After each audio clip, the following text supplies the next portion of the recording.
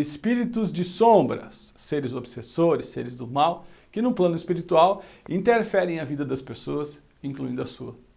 Quer saber mais como é que isso funciona? Então fica comigo aqui nesse vídeo, que o Espiritualidade na Prática de hoje é sobre influências espirituais negativas.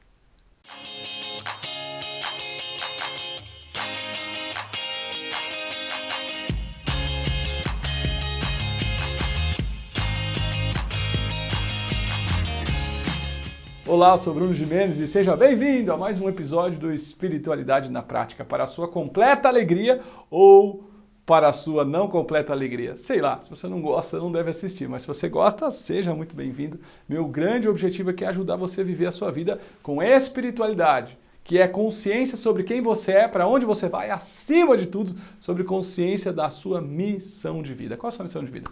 Já parou para pensar?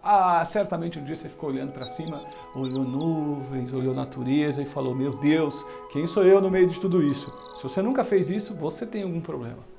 Se você em nenhum momento questionou quem é você, de onde você vem, o que você está fazendo aqui, se a vida é tudo isso mesmo, em algum momento você vai fazer. E quando a gente faz isso, a gente precisa se entender, buscar conhecimento sobre nós, sobre as leis naturais, sobre quem somos no contexto maior do Criador. E obviamente que toda a resposta que a gente encontra é assim, da grande verdade. O fato é que essa grande verdade, ela se transforma à medida que a sua verdade diária se transforma. O que eu quero dizer é que a sua consciência muda. Se você lê o mesmo livro 2 vezes, ele não é a mesma coisa, porque você é outra pessoa. E a espiritualidade ajuda você a entender a sua família, os seus filhos, o seu trabalho, quem é você, tristezas, alegrias, ajuda você a ter satisfação pela vida, ajuda você a ser quem você nasceu para ser. Espiritualidade é um estado de consciência. E quando você busca desenvolver seu estado de consciência, a primeira coisa que você começa a questionar é a vida, se tudo que você está vendo é isso mesmo. E você quer estudar, aprender, se expandir.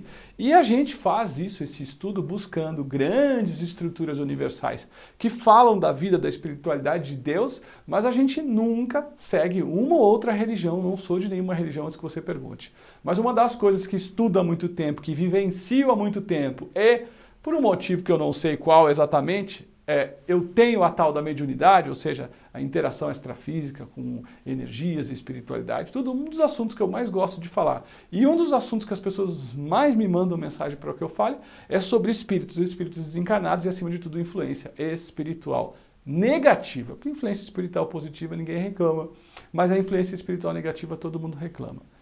Então a primeira coisa que eu quero te dizer é o seguinte: nós somos um corpo físico e dentro desse corpo físico tem um espírito, você está encaixado um no outro. Quando você morre, o corpo espiritual desencaixa do corpo físico e o corpo físico padece, então ele decompõe. Por isso a Bíblia diz, jamais se nasce 2 vezes. Está certo. Só que quando a Bíblia quer dizer jamais se nasce 2 vezes, a expressão é um pouco diferente, ela está falando deste corpo. Esse corpo material não ressurge na própria carne. Mas esse corpo espiritual nunca morre. E num processo de existência cíclica, ou samsara, como se diz no Oriente, você pode reencarnar de novo num outro corpo e começar a vida de novo. E depois você desencarna, o espírito vai, o corpo padece e é a mesma coisa ciclicamente. Qual o objetivo disso? Segundo Allan Kardec, o espírito precisa de experiência para evoluir. No Oriente a gente tem isso, em várias religiões mundiais a gente tem a visão da reencarnação. Se você tomar à mão um Bhagavad Gita ilustrado, você vai ver o ciclo da reencarnação mostrado ali. As maiores religiões do mundo falam sobre isso. Aqui no Ocidente, em 553, depois de Cristo, teve o Concílio de Constantinopla. Ei, não vai achar que eu estou inventando história. Vai lá numa faculdade de filosofia e vai buscar o conteúdo dessa faculdade e vai ver como eles falam no Concílio de Constantinopla. Às vezes tem uma diferencinha se foi 553 ou se foi 554 depois de Cristo, se a pessoa era mesmo o imperador Justiniano, era um outro, se era mesmo a Teodora, a esposa do Justiniano ou não, se era o Papa Virgílio ou não, mas o contexto é aquele, um dos primeiros mensalões da história, e que eu não vou ficar explicando o que é, mas esse Concílio de Constantinopla conseguiu aprovar uma alteração da Bíblia, um livro sagrado importantíssimo para a formação cultural e espiritual da nossa civilização, principalmente nessa parte aqui do globo. A partir de então, foi feita uma votação que queriam tirar conceitos reencarnacionistas da Bíblia para provar que a reencarnação não existe e tirar basicamente a noção da experiência cíclica do espírito. Ou seja, hoje você lê a Bíblia, você vai ver que existe um céu, existe um paraíso, existe um lugar que não é o paraíso, existem espíritos. Quando você morre, o mundo não acaba, acaba esse mundo, você vai para o mundo dos mortos, e aí você vira espírito e pronto, acabou, não se fala mais nisso. Por quê? Porque a Bíblia foi alterada. E quando a Bíblia é alterada, o que acontece? O começo, a infância, passa a ser o começo. E a morte passa a ser o fim. E a gente começa a sentir medo, a gente começa a sentir limitação, porque a gente acha que a nossa vida vai daqui até aqui. Isso é uma grande mentira. A nossa vida, quando a gente nasce, o corpo é o novo, mas o espírito é o velho, então a infância é o recomeço. E quando a gente morre, ou alguém morre, o corpo morreu, mas o espírito continua. Então, é o retorno para a pátria espiritual. Mas aí, o que a gente tem que entender é o seguinte, semelhante atrai semelhante, ou já que eu tô meio pastor aqui hoje, a cada um será dado conforme suas obras. Isso quer dizer o seguinte, semelhante atrai semelhante.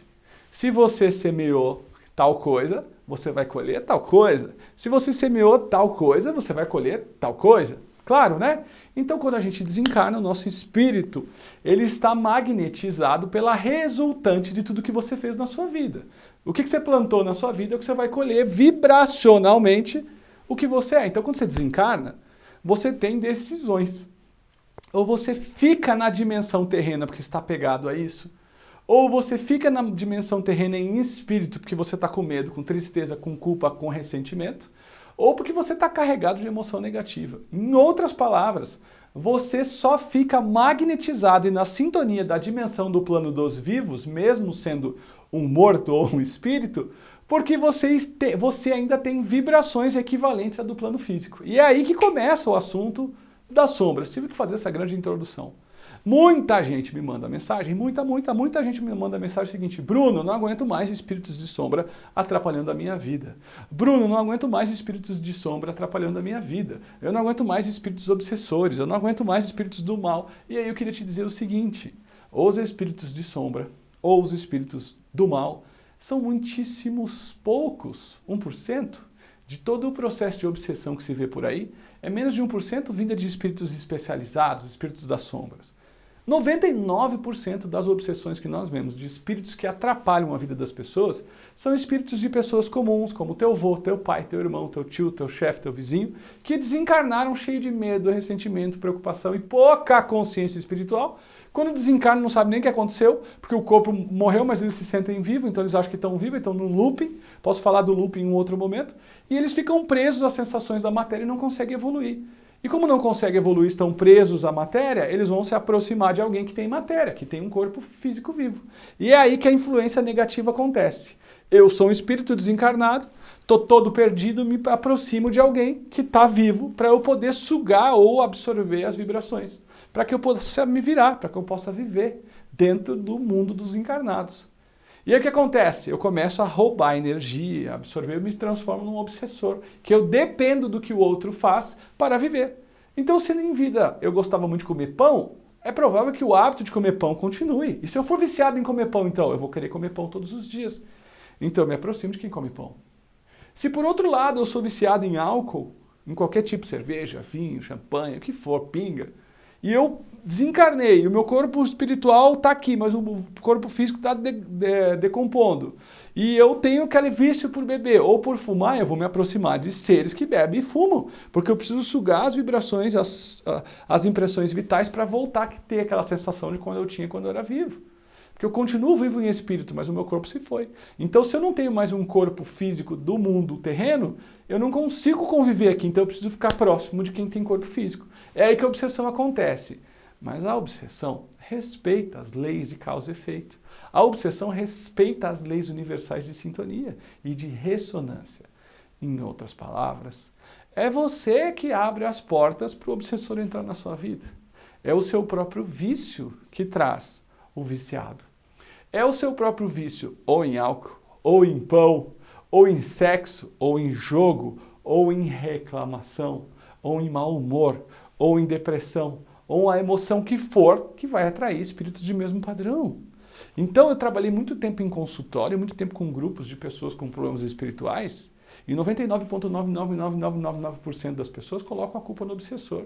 E você que está me vendo, eu falo para você com todo respeito, porque eu não estou aqui para te dar bronca, eu estou aqui para trazer esclarecimento. E espero que você possa aproveitar gratuitamente os vídeos que eu trago para você diariamente.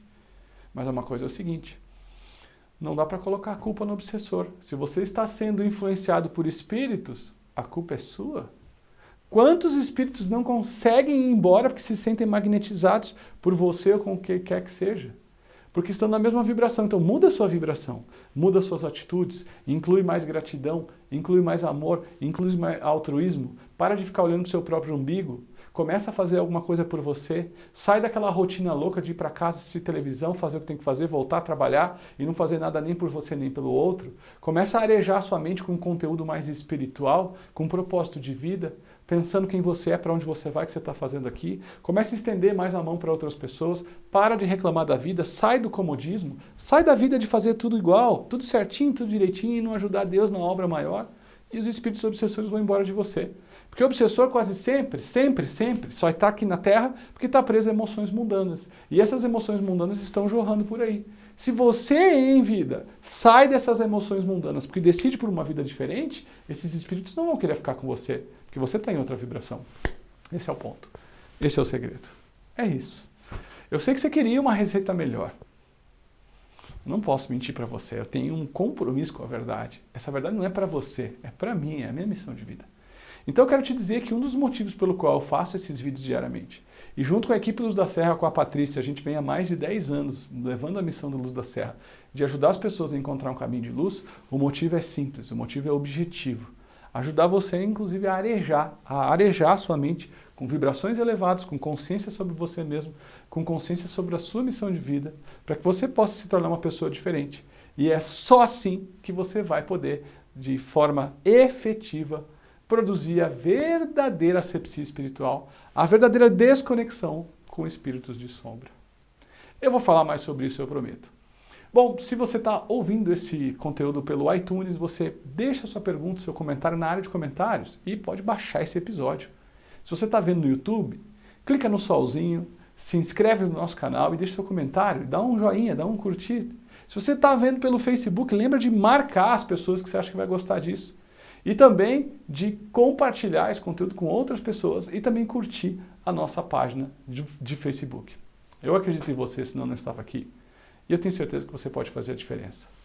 Beijo grande, até o próximo vídeo, valeu!